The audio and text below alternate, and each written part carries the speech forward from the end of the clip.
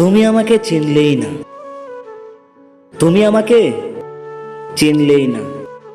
তুমি জানো, একজন ছেলে তার প্রিয় মানুষটার কোনো ছেলে বেস্ট ফ্রেন্ড থাকুক সেটা মেনে নিতে পারে না। তার মানে এই নয় কি ছেলেটা খারাপ, তার প্রেমিকাকে ভুল মনে করে।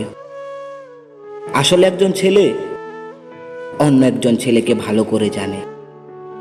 সে বুঝতে পারে কি ছেলেটি কেন আমার প্রেমিকার সাথে এত কথা বলার চেষ্টা করে, কেন এত মেলামেশা করার চেষ্টা করে।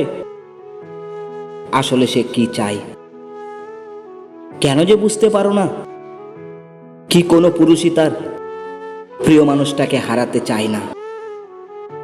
তাই তো কোনো ভুল মানুষের ফাঁদে পড়ুক সেটাও চায় না। আর এই ব্যাপারটাই কিছু মেয়ে বিরক্ত মনে করে।